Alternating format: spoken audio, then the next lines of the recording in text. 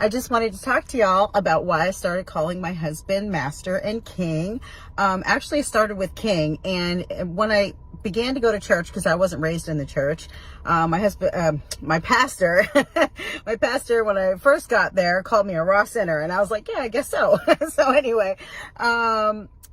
so I began to learn about the roles, the hierarchy, how, God gave man the headship, the authority, which kind of always instinctually knew that, but it was so good to hear. And earlier I put an old video up called Liberated Through Submission, which is a book by P.B. Wilson. And this is more of me, how I walked it out, okay? And how I learned how joyful it is to be submissive to my husband. And just appreciating the power. And I recognized how strong he was, how masculine, how assertive, aggressive, disagreeable, Successful men are disagreeable, by the way. They are not passive. And and I really, really, really love the story of Esther. And the story of Esther is almost like, I tell you, Vashti, and I did a video about this and it got deleted. I'll have to find it. But Vashti reminds me of like Jada Pinkett Smith. So the king called on his queen. He was having a big banquet. Queen Xerxes, as a matter of fact, from like 300, that guy, the king of Persia, who took over like a huge area of the world. But anyway, he called for his queen and he wanted to show off her beauty before all his guests. And she refused. She's like, no, I'm not going to go and show myself off. And, to her, it was like an insult. So he was furious. And honestly, he could have had her head. But he, sought the advice of his advisors. And they basically said that, well, we recommend you get a new queen, because if you let this just go, then it's going to go to each household. And every woman's going to think that she can usurp the authority of her husband, and she can treat her husband with contempt. And boy, isn't that what's happened in the world today? So anyway, so it trickles down, And so they basically had a huge beauty pageant all over, got all the, beautiful, young, eligible, gorgeous virgins. And he spent a night with each one, until he found the one that he really, really liked. And these women, which I found very fascinating, prepared for 6 months to a year with like myrrh and oils and fragrance baths and, strict, obviously what they were eating was very clean. Like, you can only imagine, everything was a beautification process to be as absolutely beautiful and gorgeous as they could be for their king for that night, right?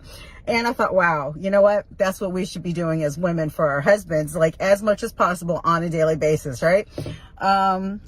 So anyway, so he meets her and he completely falls for her. I mean, she must have been a dime, okay? Like a real, like really, really gorgeous woman. But the interesting thing is, she was very humble because she was an orphan. She was raised by her uncle. The story is just very fascinating. You have to read it, but there's a bad guy in the story. His name's Haman, and he just hates the Jewish people. And this is where this festival of Purim came from, if I'm saying it properly. Sorry if I'm not. But basically, anyway, there came a time where he got the king to say, okay, sure, you can, do what you want to do to these Jewish people. He didn't know Esther was Jewish. She had hid that. So anyway, so the uncle finds out about this plan and he says, Esther, you have got to go before the king and beg for our lives, and she's like, it's death to go before the king unless you're called for, right? And then basically it ended up, she was like, well, if I perish, then let me perish. So she fasted and prayed for 3 nights with her girls and the uncle and everybody, where they were at. They prayed and fasted, and then she dressed in her royal robes.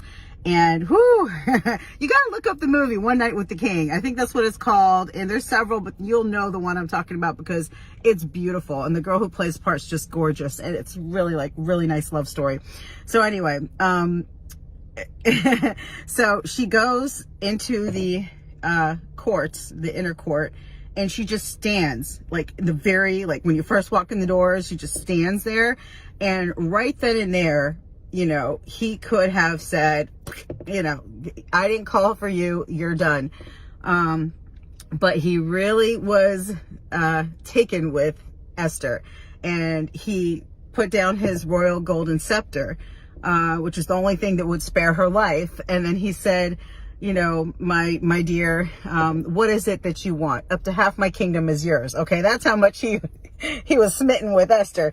So she was like, this is I learned from her. So she's like, my Lord, my King, if I've been pleasing to you, and you're happy with me, grant me this request to come to a banquet that I'm going to have for you, okay, in your honor.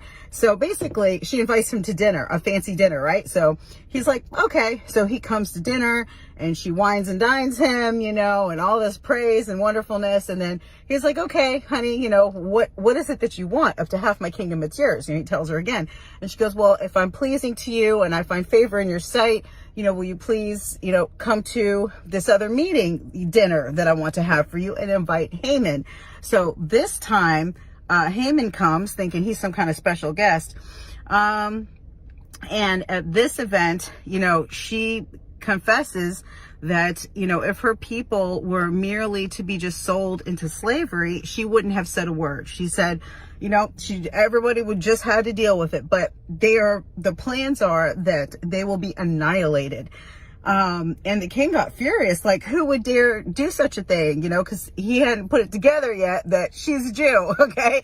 And then, she's like Haman, and he was furious. So he storms off, and Haman falls at her feet. She's laying on this couch thing. And when the king comes back, he's like, would you even molest my queen while I'm gone? And he's like, and anyway, he ends up getting hung on a staffel thing, if that's what you call it, that was built for her uncle, by the way. It's a whole story. But anyway, it's beautiful. So she saved her people. She saved her people by being sweet, submissive. She did have to step out there by putting herself in the presence of the king, but she didn't walk up to him like, hey, since I'm the queen, you know what? This guy over here, this is what he's doing. I need you to do this, okay? She came with full humility, knowing that he could crush her, okay?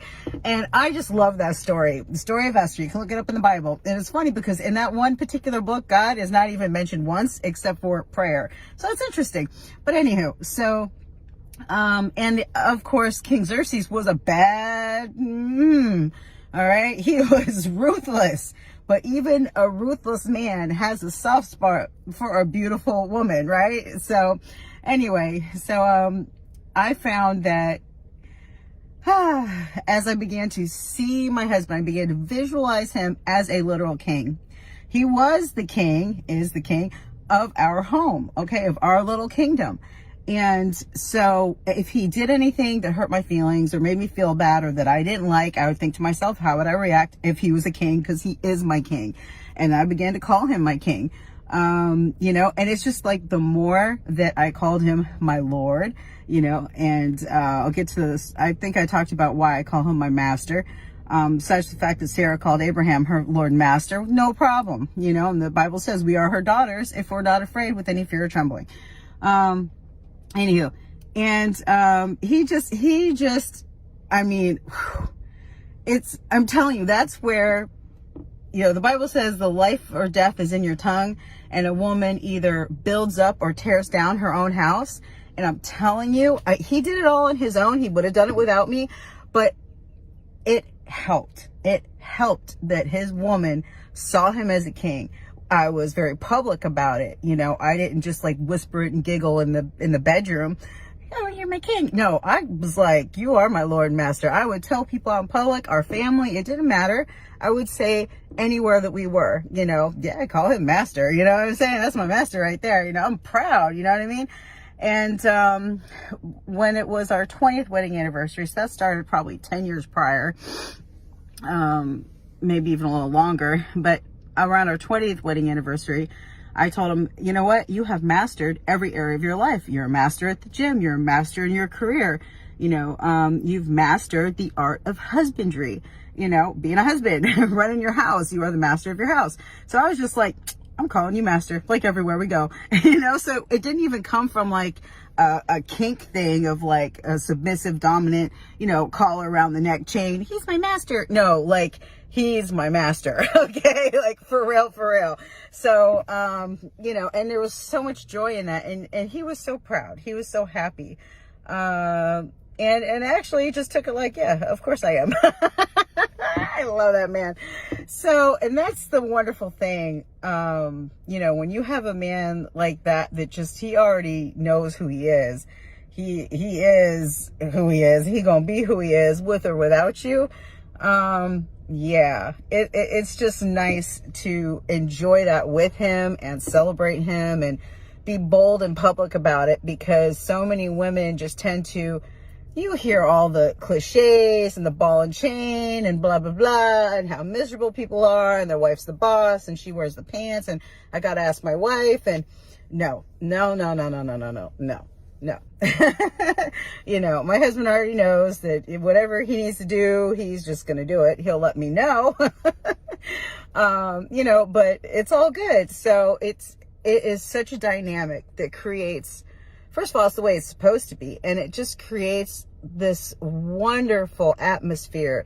Everyone feels secure. Everyone is joyful. Everyone's happy. Everyone's in their place. I'm telling you right now, it's something that's just so amazing. So what I told women to do is to imagine their husband. You know, women like to daydream, fantasize, all this, you know, quit watching all that crap out there and focus on some older movies, you know, and even like Cleopatra, you know, even though she was a bit of a, you know, feminist whole story there, but she honored, you know, Caesar, you know, she honored the man in her life. Okay. So, and she loved him.